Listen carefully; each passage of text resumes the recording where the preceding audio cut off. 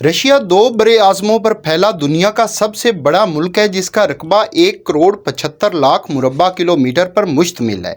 यानी रशिया के अंदर इंडिया जैसे 5 और पाकिस्तान जैसे 22 मुल्क समा सकते हैं।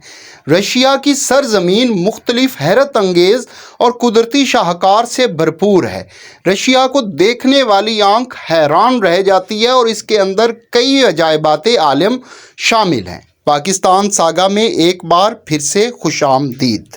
नंबर 5, ग्रेट साइबेरियन रेलवे, दुनिया का चौथा अजूबा। ग्रेट साइबेरियन रेलवे दुनिया का सबसे लंबा रेलवे ट्रैक है, जो मगरिब में मॉस्को से शुरू होकर मशरिक में व्लादिवोस्तोक तक जाता है। ये 1904 के अंदर बनकर मुकम्मल हुआ और इसकी टोटल लंबाई 8,990 किलोमीटर पर मुश्तमिल है। इस रेलवे ट्रैक के ऊपर सफ़र करने में किसी भी ट्रेन को 6 दिन का वक्त लगता है, और अगर आप इस रेलवे के ज़रिए सफ़र कर रहे हैं तो आपको 7 बार अपनी घड़ी का वक्त तब्दील करना पड़ेगा, क्योंकि ये railway track 7 different time zone से होकर गुजरता है। इस रेलवे ट्रैक को अजूबा इस वजह से कहा जाता है कि ये साइबेरिया जैसे दुनिया के मुश्किल तरीन और सर्द तरीन इलाके से होकर गुजरता है। इस ट्रैक को बिछाने के अंदर इतने ज़्यादा वर्कर हलाक हुए कि आज तक रूसी हुकूमत ने उनका डाटा ही पब्लिक नहीं किया। इस रेलवे ट्रैक को बनाने के लिए जो लेबर इस्तेमाल की गई वो जंगी कैदियों पर मुश्तमिल थी। यानी रेलवे ट्रैक तो रूसियों का बना, लेकिन हलाकतें जर्मनों, जापानियों और दूसरी अक़वाम की हुई। वैसे रूसी हैं बहुत ज़्यादा चालाक। Number 4, Hermitage museum. Hermitage museum दुनिया का दूसरा बड़ा आर्ट म्यूज़ियम है, जो रूस के शहर सेंट पीटर्सबर्ग के अंदर वाक़ है। इसको बने 360 साल हो गए हैं। ये म्यूज़ियम 1764 में मशहूर रूसी मलका कैथरीन दी ग्रेट की तरफ से बनवाया गया था। इस म्यूज़ियम के टोटल 120 कमरे हैं और हर कमरा नवादरात और पेंटिंग से भरा पड़ा है। इस म्यूज़ियम के अंदर मिस्र, ईरान, इराक, बरे सगीर, यूरोप, वस्ती एशिया और दुनिया के हर खित्ते की पेंटिंग्स और तारीखी नवादरात मौजूद हैं। कहा जाता है कि अगर इस म्यूज़ियम की मुकम्मल तौर पर सैर करनी हो तो आपको 6 महीने लगते हैं। नंबर 3, मुहाफिज बिल्लियाँ। नाजरीन, हर्मिटेज म्यूज़ियम के अंदर नवादरात की हिफाजत के लिए और पेंटिंग को महफूज रखने के लिए इंसानों की बजाय बिल्लियों की खिदमात हासिल की जाती हैं, और ये अब से नहीं पिछले 350 साल से जारी है। हर्मिटेज म्यूज़ियम के अंदर मुहाफिज बिल्लियों की तादाद 64 होती है और बाकायदा इनके सर्विस रूल होते हैं, जिस तरह के इंसानों के नौकरी करने के कवानीन होते हैं। इन बिल्लियों को बाकायदा रिटायरमेंट भी दी जाती है और पेंशन भी दी जाती है।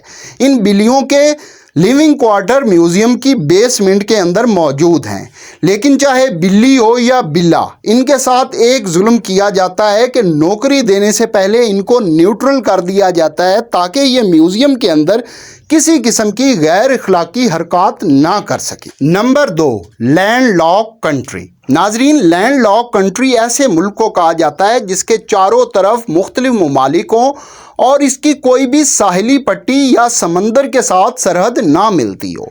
लेकिन रूस, जिसकी साहिली पट्टी 37,000 किलोमीटर पर मुश्तमिल है, इसको लैंड लॉक कंट्री क्यों कहा जाता है? वजह इंतहाई दिलचस्प और हैरत अंगेज़ है, क्योंकि रूस के साथ जितने भी समंदर लगते हैं ये इंतहाई सर्द तरीन समंदर हैं और साल के 10 से 11 माह इनके ऊपर बर्फ़ की तह जमी रहती है और इसमें से शिपिंग करना इंतहाई दुश्वार गुजार होता है। यही वजह है कि रूस को तिजारत के लिए शुरू से गर्म पानियों की तलाश रही है, और गर्म पानियों के लिए ही रूस की कई ममालिक से जंगें भी हुई हैं और ये रूस के लिए तबाही का बाइस भी बना है।